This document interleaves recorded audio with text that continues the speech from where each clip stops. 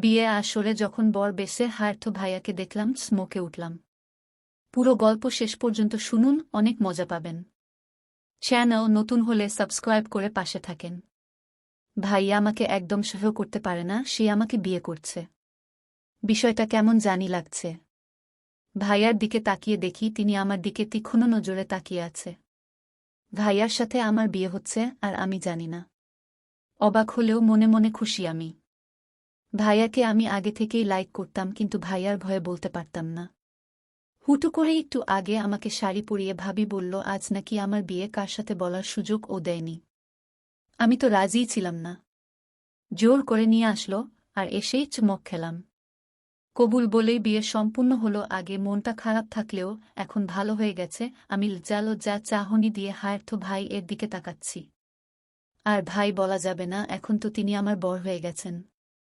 যতবার আড়া চোখে তাকিয়েছি তিনি আমার দিকে তাকিয়েছিল। আমি এতে আরও লজ্জায় নুইয়ে গেলাম। শাশুড়ি মা বলতে এখন আমার খালা, তিনি এগিয়ে এসে আমার পাশে বসল আর আমার থুতুনি ধরে মুখটা উঁচু করে বলল, মাশাআল্লাহ, আমার শামুকে তো খুব সুন্দর লাগছে। এখন থেকে কিন্তু আমি তোর শাশুড়ি। আমি খালার দিকে তাকিয়ে আছি। ফট করেই চোখ সরিয়ে নিচের দিকে তাকালাম।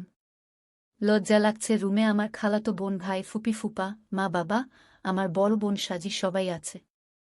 খালা আবার বলে উঠল, ছেলের কি হলো কে জানে, কালকে হুট করেই বলল, মা আমি শামুটে বিয়ে করব। আমি তো হতবাক, তোর সাথে যে ওর কোনো সম্পর্ক আছে জানতাম না, আর দেখেও মনে হয়নি।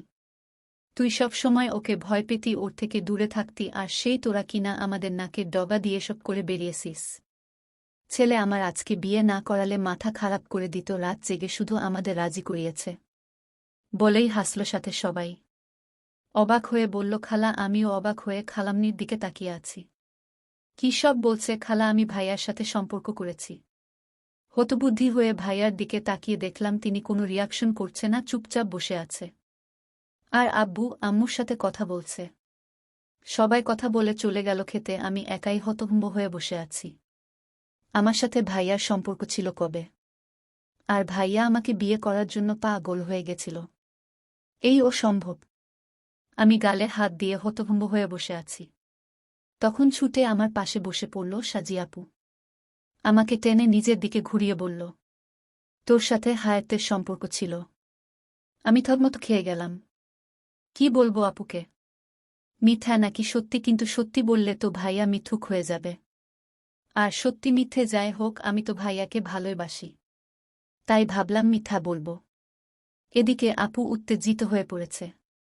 আমি হ্যাঁ বলতেই থমকে গেল। বিস্মিত হয়ে আমার দিকে তাকিয়ে উঠে চলে গেল। আপুর হাজব্যান্ড তখন হাতে রোস্ট নিয়ে আমার পাশে বসে বলল, তা শালিকা সিঙ্গেল থেকে মিঙ্গেল হয়েই গেলে। তা খাবে না? না দুলাভাই, আপনি খান, আমি এখন কিছু খাব না। আচ্ছা না খেলে আমি খাই।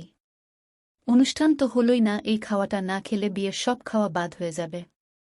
আমি তার কথায় হাসলাম শুধু। আব্বাকে বললাম অনুষ্ঠান করেন এইভাবে না দিয়ে।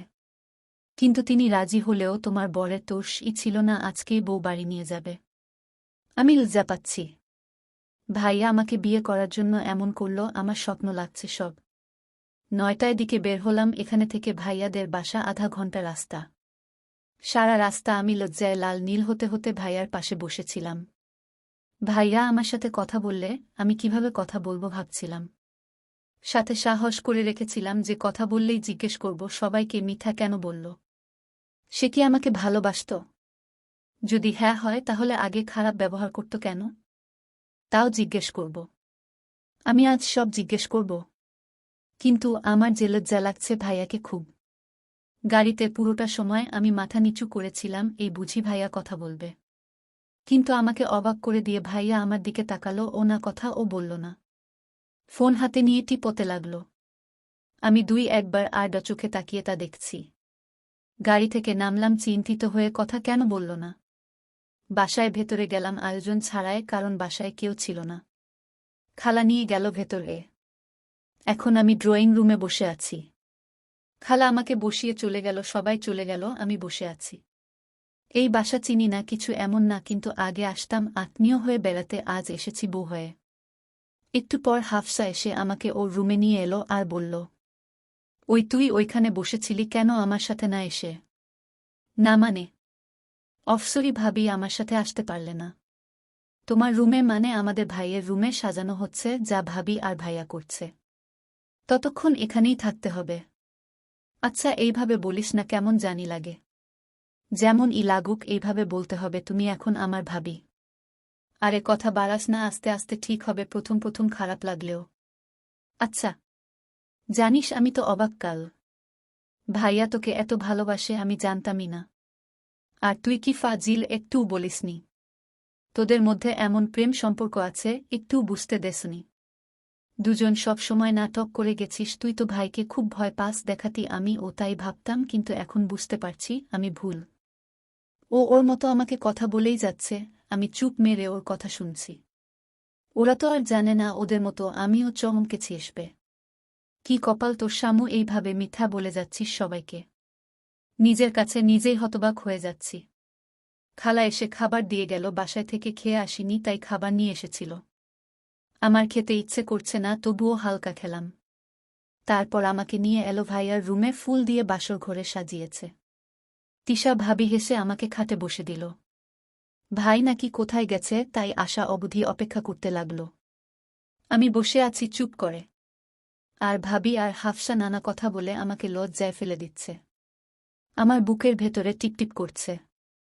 আমি ভাইয়ার জন্য বাসর ঘরে অপেক্ষা করছি, আজ থেকে আমরা স্বামী স্ত্রী। এক ঘরে থাকব। আমার হাত পা কাঁপছে, অসম্ভব কাঁপছে। 11টার দিকে হায়াতো বাসায় এলো, ভাবিরা আমাকে আরো লজ্জা দিয়ে বের হয়ে গেল। দরজার কাছে গিয়ে হায়াতোকে বলল, বিয়ের জন্য পাগল হয়ে গেছিলে, এখন এত রাত করে কোথায় ছিল? বউ একা ফেলে? ওই একটু কাজে ভাবি। এই তো এসে পড়েছি, বউকি বেশি সময় একা রাখা যায়? যাও। বলেই সবাই চলে গেল। আমি স্পষ্ট সব কথাই শুনলাম আর লজ্জা পেলাম। আমি লজ্জা গুটিয়ে বসে আছি। দরজা আটকানো শব্দে আমার কাঁপা কাঁপি আরও বেড়ে গেল। আমার সমস্ত লজ্জা ভালোবাসার সবকিছু নিমিষেই দূর করে দিয়ে হায়াতো এগিয়ে এসে আমার হাত টেনে নিচে নামালো আর ফট করেই আমার বাম গালে জোর বসিয়ে দিল। আমি গালে হাত দিয়ে থমকে তার দিকে তাকিয়ে আছি। সবকিছু আমার মাথার উপর দিয়ে যাচ্ছে। চোখ দিয়ে টপপ করে পানি পড়ছে। হায়াতো অগ্নি দৃষ্টিতে আমার দিকে তাকিয়ে আছে। গল্প ভালো লাগলে চ্যানেল সাবস্ক্রাইব করে পাশে থাকবেন। ধন্যবাদ। পর্ব 1।